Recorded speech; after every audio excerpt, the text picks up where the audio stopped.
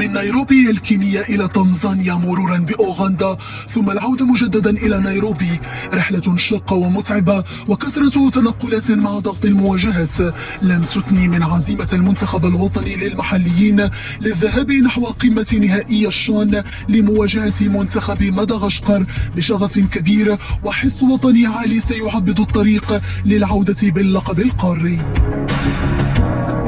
كنتمنى لهم ان شاء الله حظ موفق يديروا نتيجه ايجابيه ان شاء الله ويجيبوا معهم لقب المغرب حامل الكاس للمغرب، يفرحوا الشعب ويفرحوا سيدنا. غدا ان شاء الله يكون الفينال ما بين المغرب ديال المحليين مع مدغشقر، كنتمنى لهم ان شاء الله انتصار باش يجيبوا لنا الكاس الغاليه اللي نهديو ان شاء الله للشعب المغربي وسيدنا الله ينصرو. بعد خوض مباريات قوية منذ دور المجموعات، الإدارة التقنية وبقيادة الإطار الوطني طارق السكيتيوي تولي اهتماما كبيرا بالجانب البدني والتكتيكي والنفسي للاعبين، إذ يركز الجهاز الفني على استعادة اللياقة البدنية وتجنب الإرهاق بتحفيز اللاعبين ورفع معنوياتهم أكثر وتذكيرهم بأهمية هذه المباراة التاريخية لكرة القدم الوطنية. ولا كرة القدم الوطنية ولات يعني رائدة في جميع المجالات، لا في مجال التكوين، لا في مجال القوانين والأنظمة، لا في مجال المنشآت الانفراستركتور، وكنظن بأنه أكيد وفي مجالات عدة أخرى، وأكيد أنه كتوحي هادشي هذا باش أنه حتى من خلال النتائج هذه يكونوا نتائج أو ضروري يكونوا نتائج. حنا محترفين والاحتراف عنده مزايا وعنده خصائص ديالو، وكنظن فاش كتكون كتجهز مقابلة ديال لافينال تمثل من خلال البلد ديالك. هاد الصعوبات اللي دازت كاملة، هاد 7 أسابيع ديال 8 أسابيع، حنا بدينا كنجهزو، انا بديت كنجهز مع اللاعبين اللي كانوا من قبل هادي من شهر 10 ديال السنة اللي فاتت. كنظن ما يمكنش الانسان انه ما يكونش يعني مسؤول وما يكونش عارف بالقيمه ديال شنو دار ولا شنو خاصو يتدار. ويواجه أسود الأطلس خصما عنيدا في النهائي منتخب مدغشقر الذي أثبت جدارته ببلوغ النهائي لأول مرة في تاريخه بعد فوزه على منتخب السودان بهدف نظيف في النصف النهائي. منتخب مدغشقر قد لا يمتلك نفس الخبرة الكروية للمنتخب الوطني في النهائيات القارية، إلا أن روحه القتالية وعزيمته على تحقيق المفاجأة تجعله خصما لا يستهان به. مباراة مصيرية وكاش تلعب على واحد الديتاي صغار، فرقة اللي ما سهلاش. شفنا بعض الفيديوهات ديالهم تفرجنا فيهم الماتشات اللي كانوا قبل، فرقة اللي ما سهلاش، ما يمكنش نديرو في كرشنا ولا شي حاجة.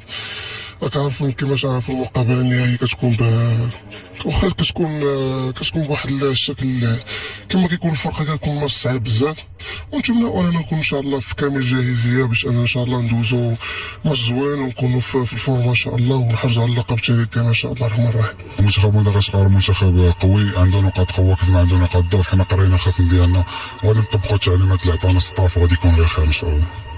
لقاء المغرب مدغشقر بطموحات متباينة، إذ تأمل الجماهير المغربية رفع كأس الشان للمرة الثالثة والتتويج باللقب القاري، تتويج سيكون تأكيدا على المكانة المتنامية لكرة القدم المغربية على الساحة الإفريقية والدولية.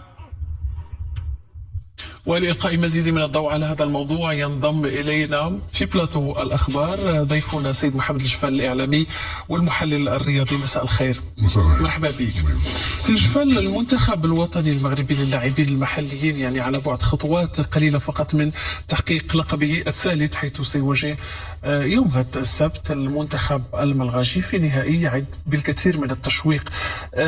كيف تنظرون لهذه المواجهة وكيف يمكن تجاوز المنتخب الملغاشي الذي ظهر بمظهر قوي طيلة مراحل هذه البطولة؟ بالفعل فمنتخب الملغاشي أظهر على مستوى جيد وجيد جدا، أزاح العديد من المنتخبات في مقدمتها منتخب السودان الذي كان مرشحا فوق العادة للوصول للمباراة النهائية، ولكن كيف شفنا السيناريو المباراة نصف النهائي أمام المنتخب السوداني بعد ما كان الفريق السوداني 11 لاعب وفريق الملغاشي ب 10 لاعبين، رغم كل ذلك تمكن من تحقيق الفوز بالطريقة وبالأداء.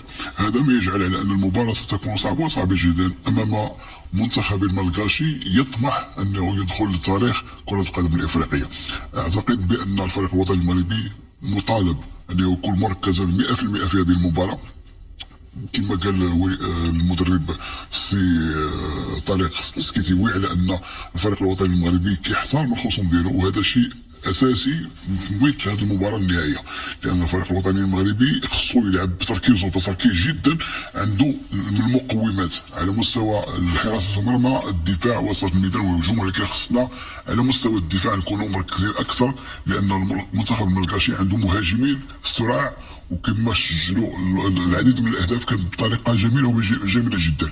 لذلك فالعامل ديال التركيز على مستوى الدفاع خصنا نكونوا في هذه المباراه 100%، ولكن لدينا الحمد لله كل الامكانيات من اجل تحقيق الانتصار في هذه المباراه هذه، لان كره القدم المغربيه لديها تجربه.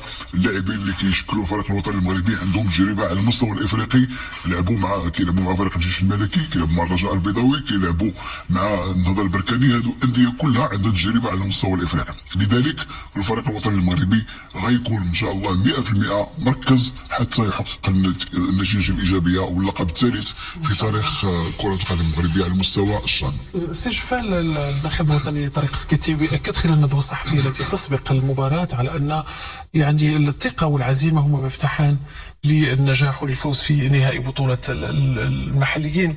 واكد ايضا انه وباقي مكونات المنتخب متفائلون جدا من نتيجه هذه المباراه. ما الذي يجعل الناخب الوطني يعني متفائل كل هذا التفاؤل؟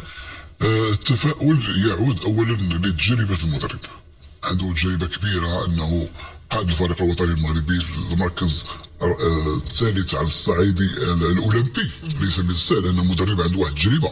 اللاعبين الفريق الوطني المغربي عندهم كما تجربه على المستوى الافريقي، المغرب عنده مكانه على الصعيد الافريقي وعنده كل المقومات باش انه يفوز على منتخب مدغشقر. منتخب مدغشقر ما نقولوش ما نكبروش هذا المنتخب اكثر من الحجم ديالو، منتخب يعني في المتناول الفريق الوطني المغربي، ولكن كتبقى مباراه نهائيه فيها دائما نوع من الشك في بعض الاحيان، ولكن يتفق 100% على ان الفريق الوطني المغربي عنده كل المقومات التقنيه والبشريه والنفسيه، وحتى كذلك تجربه اللاعبين اللي كيشكلوا الفريق الوطني المغربي. حنا ملي كنلعبوا مع واحد المنتخب اللي كيلعب كره القدم كيمكننا نتفوقوا عليه. الشراسه ملي كتلعب مع مثلا المنتخب السنغالي او منتخب تنزانيا، هادو المنتخبات كانوا قويين وحقوا لنا مشاكل، في حين المنتخب التنزاني لا من الناحيه الجسمانيه اللاعبين ديالهم ولا من الناحيه التقنيه ديالو بامكاننا اننا نتجاوزوا هذا المنتخب. لذلك هذا هو العامل اللي تيجي يهضر عليه، وفي نفس الوقت يعطي تحفيز بالنسبه للاعبين ديالو، انه باش انهم هذه فرصه ذهبيه بالنسبه لهذا الجيل من اجل الفوز باللقب الافريقي وكيدخل لتاريخ كره القدم المغربيه، وخاصه ان الكره المغربيه الان من بين اهم المنتخبات على الصعيد الافريقي.